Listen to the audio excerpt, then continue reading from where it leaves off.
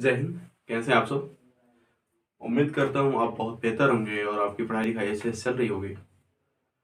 ये जो हम सीरीज चलाए हुए हैं बीपीएससी इकोनॉमी के नाम से, अर्ली लिस्ट जिसका आप देख रहे होंगे यूट्यूब पे, इसमें 2-3 क्लास हो गई होगी। हमने अभी बीपीएससी के इकोनॉमिक्स जो चैप्टर होता है उसके परिचय को जान रहे हैं। परिचय में हमने देखा कि इकोनॉमिक्स क्या है, कैसे कैसे काम करता है। उसके बाद उसके कितने टाइप होते हैं, जेएम किन्स ने उसको कितने भागों में बांटा है। उसके बाद उसके कुछ फैक्ट्स को देखें। ये हमारा जो क्लास है। अभी आप अभी तक आपने देखा होगा कि लोग बोलते हैं इकोनॉमिक्स और इकोनॉमी, ये दोनों बहुत डिफरेंट चीजें हैं। एक इकोनॉमी यानी कि अर्थव्यवस्था, और एक होता है इकोनॉमिक्स यानी कि अर्थशास्त्र। अर्थशास्त्र उसे कहते हैं जो एक सब्जेक्ट होता है। जैसे कि समझ लीजिए एक मैथ्स है, मैथ्स एक सब्जेक्ट है, लेकिन त्रिकोणमिति उसका एक चैप्टर है। इसी तरह हम देखते हैं कि अर्थशास्त्र जो है, इकोनॉमिक्स जो है, वो एक सब्जेक्ट है, लेकिन अर्थव्यवस्था यह एक उसका अप्लाइड पार्ट है, जहाँ पे हम उसको अप्लाई करते हैं। जैसे कि आप देख रहे होंगे यहाँ पे लिखा हुआ है अर्थव्यवस्था। यह किसी विशेष क्षेत्र से संबंधित होता है। यह किसी विशेष क्षेत्र से संबंधित होता है, अर्थात उस स्थान को इंगित करता है जहां हम आर्थिक गतिविधियों का अध्ययन करते हैं। आर्थिक गतिविधियों का अध्ययन करते हैं, इसका मतलब ये हुआ कि अर्थशास्त्र, अर्थव्यवस्था जो है, अर्थशास्त्र का अप्लाइड पार्ट है। समझ गए? ये उस स्थान को इंगित करता है जहां पे हम आर्थिक गतिविधियां करते हैं, जहां से सामान खरीदते हैं, लेते हैं, ट्रेड करते हैं, व्यापार करते हैं, यहाँ से वहां कुछ भेजना, वहां से यहाँ कुछ लेना, इसको बोलते हैं अर्थव्यवस्था। यह किसी विशेष क्षेत्र से संबंधित होता है। इसका मतलब हो गया कि हर एक देश की, हर एक व्यक्ति की अलग अलग अपनी अर्थव्यवस्था होती है। जैसे एक देश की अर्थव्यवस्था, ठीक है, अर्थव्यवस्था, जैसे भारत की अर्थव्यवस्था इतनी है, अमेरिका की अर्थव्यवस्था इतनी है, ये अलग अलग स्थानों से संबंधित होता है। ठीक है, आपको ये समझ में आ गया होगा। आगे हम बात करेंगे, उससे पहले मैं आपको बता दूं कि अगर आपका जो भी डाउट होता है इस सेशन में, आप उसे कमेंट करें। आपको कमेंट को जरूर पढ़ा जाएगा और उसके बारे में बताया जाएगा। और आप इस वीडियो को लाइक करें, शेयर करें और चैनल को सब्सक्राइब करें। इसी तरह के और नए नए वीडियो इस चैनल पे आपको मिलते रहेंगे। आज बेसिकली हम देखेंगे कि अर्थव्यवस्था जो है, अभी तक तो आपने डिफरेंट करना मालूम चल गया कि अर्थव्यवस्था और अर्थशास्त्र में क्या डिफरेंट है। अर्थव्यवस्था अप्लाइड पार्ट है अर्थशास्त्र का, दोनों अलग अलग चीजें हैं। उसके बाद हम अगर आज देखें तो आज हम देखेंगे कि अर्थव्यवस्था के प्रकार,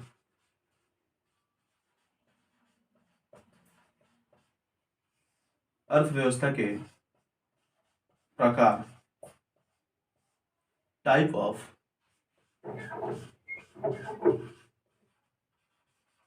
इकोनॉमी।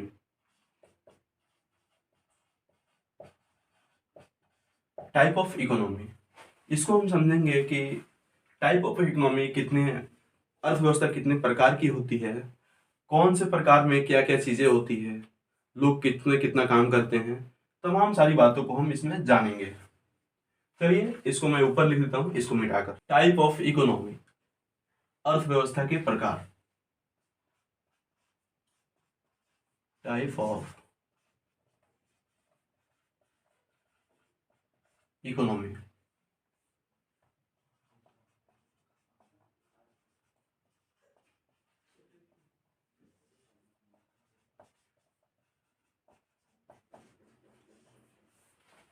टाइप ऑफ इकोनॉमी यानी कि अर्थव्यवस्था के प्रकार, इसको 3 प्रकार से देखा जाता है।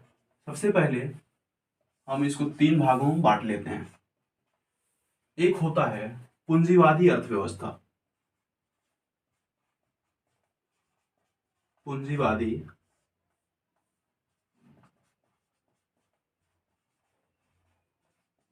अर्थव्यवस्था।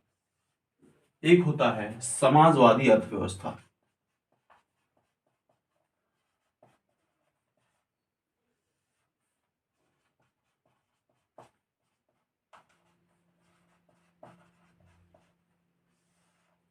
अर्थव्यवस्था के प्रकार में एक होता है पूंजीवादी अर्थव्यवस्था, दूसरा होता है समाजवादी अर्थव्यवस्था, तीसरा अगर प्रकार देखें तो होता है मिश्रित अर्थव्यवस्था।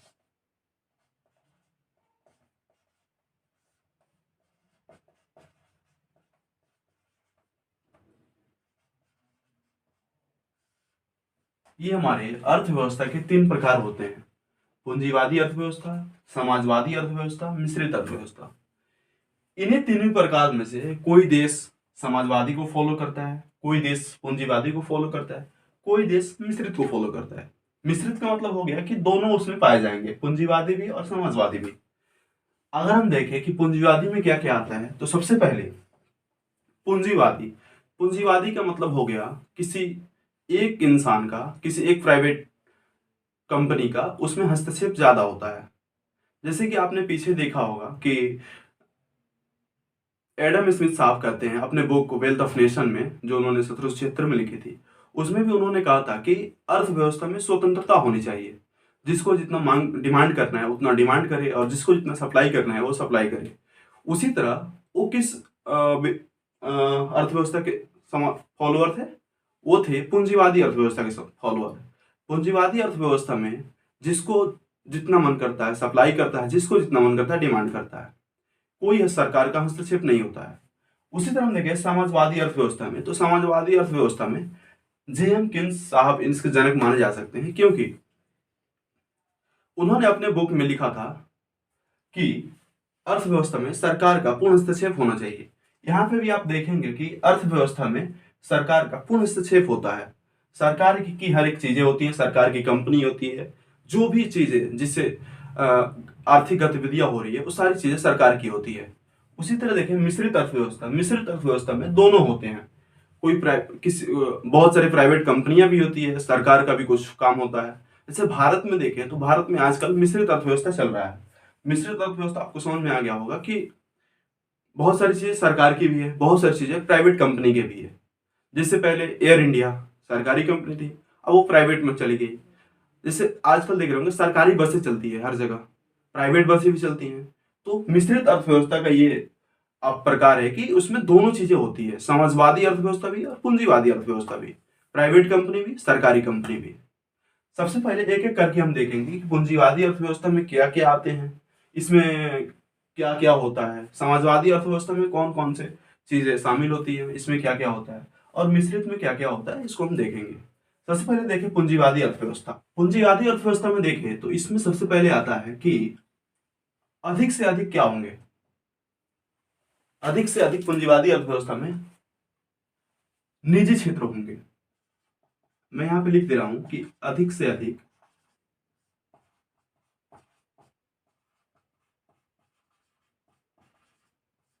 निजी क्षेत्र।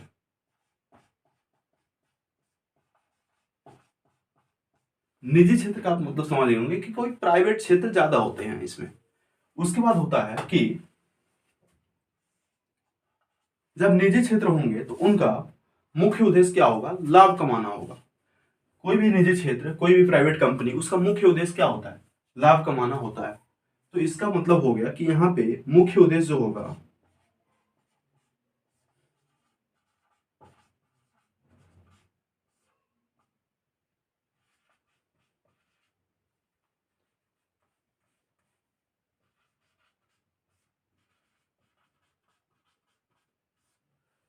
पूंजीवादी अर्थव्यवस्था में सबसे पहले अधिक से अधिक निजी क्षेत्र होते हैं, और जहां पे निजी क्षेत्र होते हैं वहां पे उनका काम क्या होता है, ज्यादा से ज्यादा लाभ कमाना। उसी तरह हम देखें तो इसमें क्या होगा, सरकार का कम हस्तक्षेप होगा, यानी कि सरकार उसे प्राइस प्राइस के बारे में नहीं बोल सकती कि आप कम करिए ज्यादा करिए। जो भी निजी क्षेत्र होगा वो अपने हिसाब से अपना प्राइस सेट करेगा। तो इसमें क्या लिखेंगे, सरकार का कम हस्तक्षेप, सरकार का कम हस्तक्षेप, सरकार का कम हस्तक्षेप। चौथी चीज क्या होती है पूंजीवादी अर्थव्यवस्था में, इसमें उपभोक्ताओं के पास विकल्प होता है। यानी कि अगर आप देखें कि बहुत सारी प्राइवेट कंपनी है, तो उसमें क्या होगा कि कंपटीशन एक चलता रहता है कि कौन ज्यादा बेहतर अपने कस्टमर को सर्व कर रहा है। जैसे कि इसमें क्या होता है, उपभोक्ताओं के पास विकल्प होता है कि हम यहाँ पे ना जाके वहां पे चले जाएं। जैसे कि आजकल देखिए मोबाइल की कंपनी है, सैमसंग, ओप्पो, वीवो, ये सारी कंपनियां हैं। आजकल क्या है कि हमारे पास एक विकल्प है कि हम इसमें ना जाकर उसमें चले जाएं। हमें कोई रोक नहीं सकता कि हम ये ही फोन खरीदें, वो फोन ना खरीदें। इसमें क्या होता है, विकल्प होता है हमारे पास। लेकिन अगर देखें सरकारी कंपनी में, जैसे हम देखेंगे कि समाजवादी अर्थव्यवस्था में उपभोक्ताओं के पास कोई विकल्प नहीं होता है, उनको वो सामान लेना ही लेना पड़ता है। जैसे कि एक एग्जाम्पल के तौर पे देखें तो एक राशन शॉप जो दुकान होता है, उसमें क्या होता है, आप जाते हैं राशन लेने के लिए, आप समझ रहे हैं, आप जा रहे हैं राशन लेने के लिए, वहां पे आपके पास विकल्प नहीं होता है। अगर राशन देने वाला गलत चावल दे रहा है, सही चावल नहीं दे रहा है, सही सामान नहीं दे रहा है, तो आपको वो लेना ही पड़ेगा। अगर नहीं लेना है तो आप उसके बारे में कुछ नहीं बोल सकते। बोल सकते हैं कि हाँ इसके बाद से अच्छे लाइए, लेकिन उसको छोड़कर कहीं और जाके नहीं ले सकते हैं। इसमें क्या होगा कि आपके पास विकल्प खत्म हो जाते हैं। लेकिन इसमें क्या है, पूंजीवादी अर्थव्यवस्था में उपभोक्ताओं के पास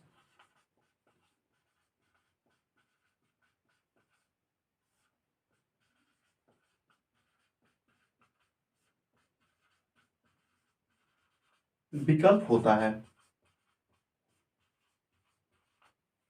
उपभोक्ताओं के पास विकल्प होता है। अगली चीज अगर हम देखें, ये इसी का पार्ट हम यहाँ पे देख रहे हैं, बोर्ड थोड़ा छोटा है तो इसलिए हम यहाँ देख, कीमत तंत्र। कीमत तंत्र, कीमत तंत्र, आपको ये वर्ड नया लग रहा होगा, आपको ये समझ नहीं आया होगा, चलिए इसको मैं समझाता हूँ। कीमत तंत्र क्या होता है। कीमत तंत्र का सीधा मतलब है कि कोई भी सामान, आप अगर कोई फोन लेने जाते हैं तो उसका प्राइस आप खास करके दो चीजों पे निर्भर करता है। एक कि उसके कॉस्ट कितने लगे हैं, और दूसरा कि मार्केट में उसकी क्या प्राइस है। जैसे कि ये फोन बनाने में एक कंपनी को 10,000 रुपये लग रहे हैं, आप समझ रहे हैं, एक कंपनी को एक फोन बनाने में 10,000 रुपये लग रहे हैं। तो एक कंपनी क्या करेगी कि उस 10,000 के बदले 2,000 रुपये नफा रख के और वो फोन को बेच देगी। एक तो ये हो गया कि उस फोन का जो प्राइस है वो लागत पे तय हो गया। दूसरी चीजें क्या होती है कि ये फोन जो है ये 10,000 में बन के रेडी हो गया, लेकिन मार्केट में इसकी प्राइस 15,000 रुपये है। मार्केट में इसकी प्राइस 15,000 रुपये है। 15,000 में लोग इसे आराम से खरीद ले रहे हैं। तो कंपनी क्या करेगी कि उसके सप्लाई के हिसाब से, उसके डिमांड मतलब सप्लाई के हिसाब से उसको प्राइस को बढ़ा देगी, उसके सप्लाई के हिसाब से उसको प्राइस के बढ़ा देगी। तीसरी चीजें जो होती है, ये दो चीजें होगी कि एक तो कंपनी को एक फिक्स है कि इतना नाफा मिला तो वो बेच देगी, एक दूसरा हो गया कि कंपनी इतना में लोग खरीद रहे हैं तो कंपनी इतना में बेच देगी। जो कम भी हो सकता है और ज्यादा भी हो सकता है। तीसरी चीज वो होती है जिससे एक चीज की कीमत निर्धारित होती है कि लोग उसे कितना डिमांड कर रहे हैं, लोग उसे कितना डिमांड कर रहे हैं और सप्लाई उसकी कितनी है। जैसे आईफोन एक ले लें, आईफोन की क्या है कि डिमांड ज्यादा है आज के मार्केट में, लेकिन सप्लाई कम कम होता है। जैसे कि आईफोन 15 जब आया था तो उसका डिमांड बहुत ज्यादा था, सप्लाई कम था। तो उसमें क्या होगा, उसके प्राइस इंक्रीज हो जाएंगे, बढ़ जाएंगे, उसके प्राइस इंक्रीज हो जाएंगे, बढ़ जाएंगे। इसी तरह आपको समझ में आ गया कि कीमत तंत्र का मतलब होता है कि जब किसी सामान की प्राइस, किसी वस्तु की प्राइस आपूर्ति और मांग पे निर्भर करती है, आपूर्ति और मांग को देखकर उस प्राइस को फिक्स किया जाए, उसे बोलते हैं कीमत तंत्र। जैसे आईफोन के बारे में मैंने जो समझाया आपको कि जब आईफोन नया नया लॉन्च हुआ तो उसके डिमांड ज्यादा थे, सप्लाई कम था, तो उसका प्राइस क्या होगा, बढ़ जाएगा। किसी चीज का जब डिमांड ज्यादा होता है और सप्लाई कम होता है तो उसके प्राइस बढ़ जाते हैं, और डिमांड जब ज्यादा कम हो गया और सप्लाई ज्यादा है तो उसके प्राइस क्या होंगे, कम हो जाएंगे। कीमत तंत्र का मतलब हो गया कि जहां पे किसी वस्तु का प्राइस जो है वो डिमांड और सप्लाई पे निर्भर करे, उसे बोलते हैं कीमत तंत्र। मैं यहाँ पे पोस्ट करके लिख दे रहा हूं कि जब किसी वस्तु की कीमत मांग एवं आपूर्ति तय करे,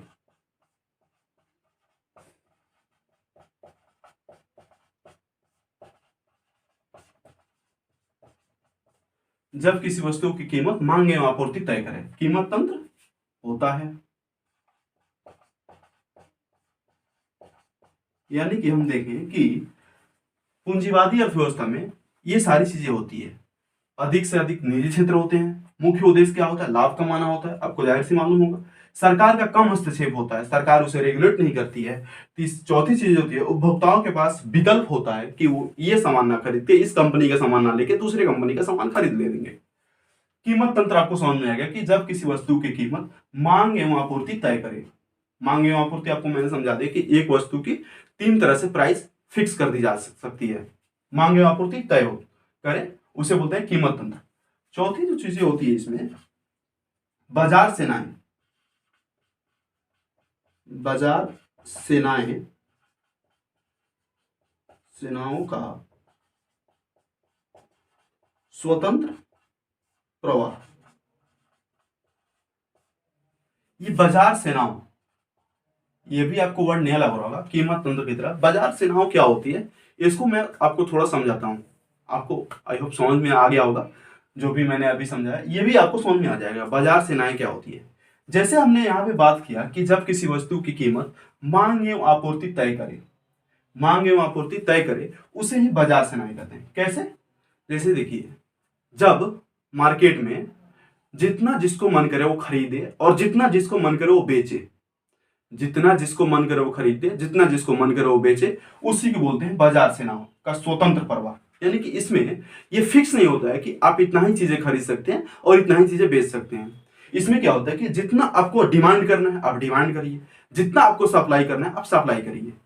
एक कंपनी अपनी जितनी सारी चीजें चाहे बनाना वो बना सकती है, एक व्यक्ति जितनी सारी चीजें चाहे खरीदना वो खरीद सकता है। इसी को बोलते हैं बाजार सेनाओं का स्वतंत्र प्रवाह। इसमें स्वतंत्र प्रवाह होती है, इसमें किसी का रोक टोक नहीं होता। यहां तक तो आपको समझ में आएगा कि पूंजीवादी अर्थव्यवस्था में क्या क्या चीजें होती हैं। आप चाहें तो इसका स्क्रीनशॉट ले लें, और चाहें तो आप इसे कॉपी में नोट डाउन कर लें। अगली चीजें देखेंगे हम, समाजवादी अर्थव्यवस्था। जैसे हमने देखा कि पूंजीवादी अर्थव्यवस्था में निम्न निम्न चीजें होती हैं, उसी तरह देखेंगे समाजवादी अर्थव्यवस्था में क्या क्या चीजें होती हैं। चलिए समाजवादी अर्थव्यवस्था को समझते हैं। इसको आपने स्क्रीनशॉट ले लिया होगा या अपनी कॉपी में नोट डाउन कर लिया होगा। अभी हम देखेंगे समाजवादी अर्थव्यवस्था। समाजवादी अर्थव्यवस्था में क्या क्या चीजें होती हैं। जैसे हमने देखा कि पूंजीवादी अर्थव्यवस्था में क्या क्या चीजें शामिल होती हैं, उसी तरह हम देखेंगे समाजवादी अर्थव्यवस्था में क्या क्या चीजें शामिल होती हैं। सबसे पहले अगर हम देखें समाजवादी अर्थव्यवस्था में, तो इसमें क्या होगा, जैसे पूंजीवादी अर्थव्यवस्था में अधिक से अधिक निजी क्षेत्र थे, वैसे ही समाजवादी अर्थव्यवस्था में अधिक से अधिक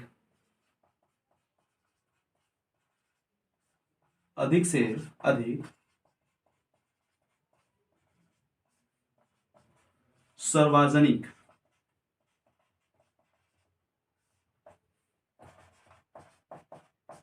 सार्वजनिक क्षेत्र होंगे। तो समाजवादी अर्थव्यवस्था में अधिक से अधिक सार्वजनिक क्षेत्र शामिल होंगे। सार्वजनिक क्षेत्र क्या होता है? सार्वजनिक यानी कि public sector. Public sector, public sector का मतलब होता है सरकारी चीजें, पब्लिक सेक्टर। समाजवादी अर्थव्यवस्था में अधिक से अधिक सार्वजनिक क्षेत्र शामिल होंगे। इसमें क्या होगा कि अधिक संसाधनों पर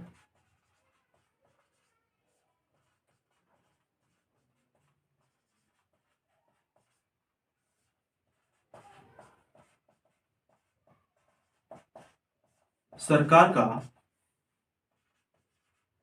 स्वामित्व।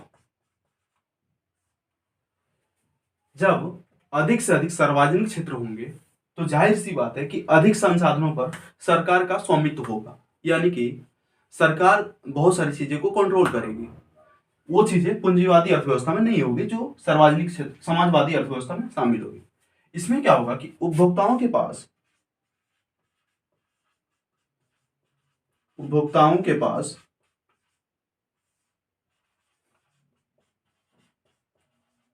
विकल्प नहीं होता। समाजवादी अर्थव्यवस्था में क्या है कि उपभोक्ताओं के पास कोई विकल्प नहीं होता। जैसे मैंने आपको समझाया पीछे कि एक राशन शॉप की दुकान पे आपको जो भी सामान मिल रहा है आपको लेना ही पड़ेगा या नहीं तो छोड़ना पड़ेगा। आपके पास कोई विकल्प नहीं है कि आप यहाँ पे ना लेके दूसरी जगह ले लें या कहीं और ले लें। इसका मतलब हो गया कि समाजवादी अर्थव्यवस्था में उपभोक्ताओं के पास कोई विकल्प नहीं है कि उनको ये सामान छोड़ देना, ये चीजें लेनी है, ये चीजें लेनी है।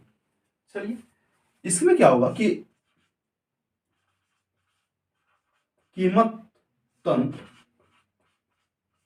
का अभाव होगा।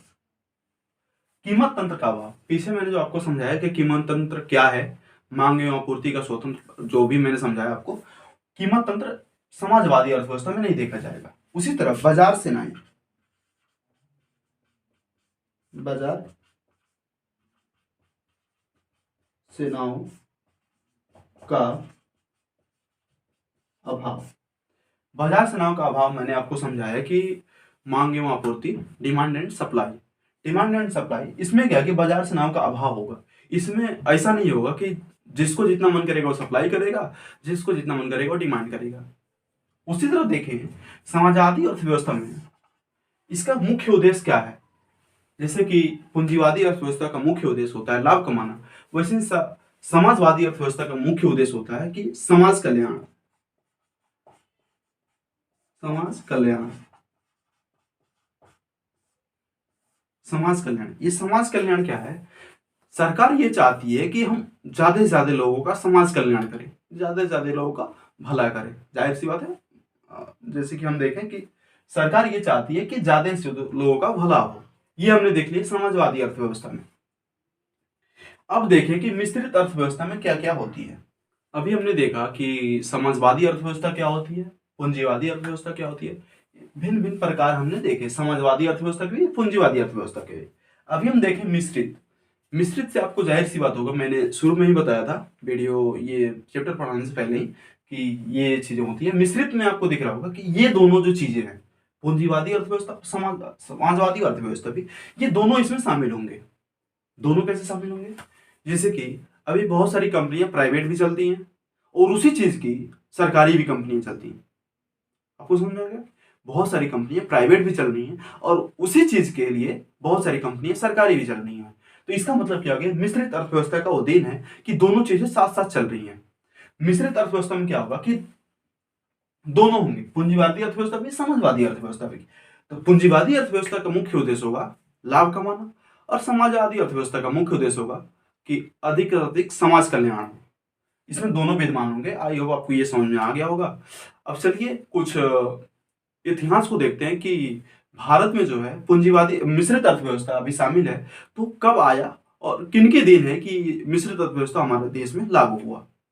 सबसे पहले देखें तो भारत में जो है दूसरी पंचवर्षीय योजना, यानी कि आजादी के बाद भारत में दूसरी पंचवर्षीय योजना जब आई थी, उसी समय मिश्रित अर्थव्यवस्था का कुछ लक्ष्य ढांचा नजर में आया था।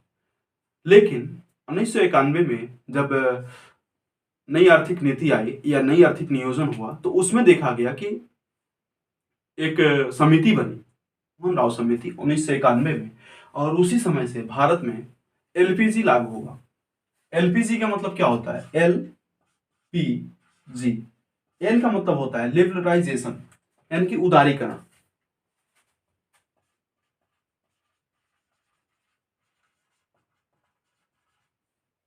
पी फोर होता है प्राइवेटाइजेशन।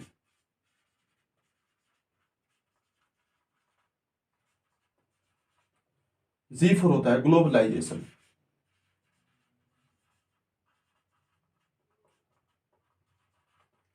इसका मतलब हो गया कि एल मतलब उदारीकरण, एक होता है निजीकरण, एक होता है वैश्वीकरण।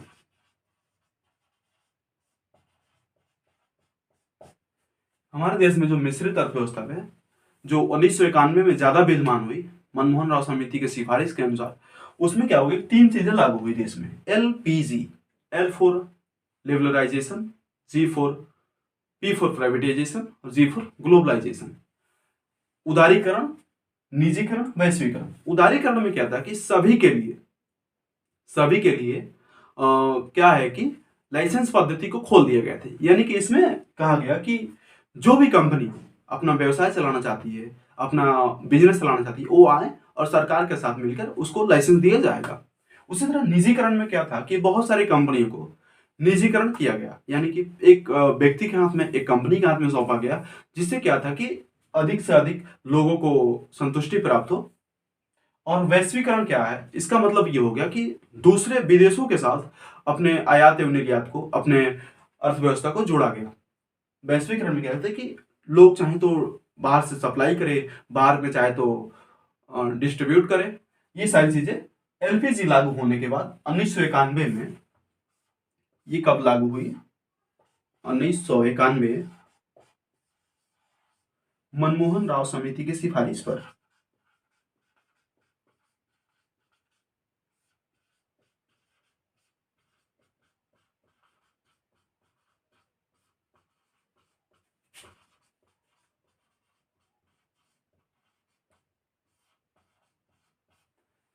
मनमोहन राव समिति की सिफारिश पर 1991 में एलपीजी लागू हुआ देश में।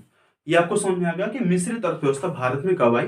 दूसरी पंचवर्षीय योजना या आजादी के बाद 1956 में दूसरी पंचवर्षीय योजना लागू हुआ, तो उसमें क्या हुआ कि धीरे धीरे मिश्रित अर्थव्यवस्था की तरफ देश जाने लगा। लेकिन मुख्य रूप से 1991 में एक मनमोहन राव समिति का गठन हुआ और इसमें एलपीजी लागू किया गया। एल मतलब liberalisation, P for privatisation, G for globalisation. उदारीकरण, निजीकरण, वैश्वीकरण। उदारीकरण में क्या है कि सभी के लिए लाइसेंस पद्धति को खोल दिया गया। निजीकरण में क्या है कि कुछ कंपनियों को निजीकरण किया गया, प्राइवेट हाथों में दिया गया। और वैश्वीकरण का मतलब यह है कि अपने देश को विश्व की अर्थव्यवस्था के साथ जोड़ा गया। ये कब हुआ, 1991 में मनमोहन राव समिति की सिफारिश पर।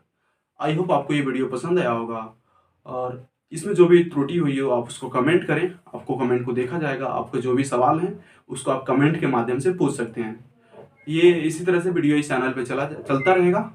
जो चैनल का नाम है SR यूनिक क्लासेस। आप इसे चाहें तो सब्सक्राइब कर लेंगे, वीडियो को लाइक करेंगे और वीडियो को शेयर भी करेंगे, जिससे कि आपके दोस्त जो पढ़ रहे हैं, सहपाठी जो पढ़ रहे हैं, उसको भी जानने का मौका मिले। चलिए मिलते हैं अगले वीडियो में, तब तक के लिए जय हिंद।